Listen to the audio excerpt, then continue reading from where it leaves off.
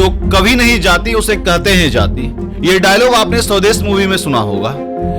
और इस पे एक और बात याद आता है कि राम मनोहर लोहिया एक बार कहे थे, जब तक इस देश में रोटी और बेटी का संबंध विभिन्न जातियों में नहीं होगा तब तक इस देश का उद्धार नहीं हो सकता। हमने रोटी का संबंध तो कर लिया लेकिन बेटियों का संबंध नहीं कर पाए।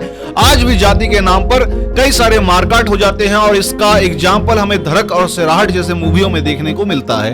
विडंबना यह है कि अभी इतना देश में इंपॉर्टेंट मुद्दा हो रखा है पहलगांव में जो आतंकी हमला हुआ, और उसको दरकिनार करते हुए हमारे प्रधान सेवक कास्ट सेंसस यानी जाति जनगणना के मुद्दे को सामने लेकर आए हैं। इसका मोटो क्या है, मकसद क्या है?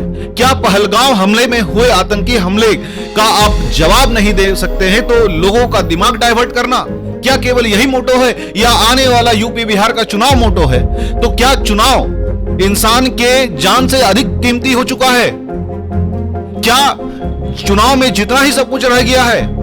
जिस वक्त अभी आवश्यकता था कि पहलगांव में हमला के जवाब में पाकिस्तान को उसकी औकात दिखाना, घर में घुस करके मारना, वहां पर आप कास्ट सेंसस जैसे मुद्दे को, बेतुके मुद्दे को उठा रहे हैं। इसमें भी कोई संदेह नहीं कि कास्ट भारत में बहुत मैटर करता है। हर एक पॉलिटिकल लीडर को पता होता है, हर एक पार्टी को पता होता है कि उसके देश का, उसके क्षेत्र का, उसके राज्य का, उसके प्रांत का कौन सा हिस्सा, कौन सा रीजन किस कास्ट का डोमिनेंसी को रखे हुए है और कहां पर किस कास्ट के कैंडिडेट को उतारना है।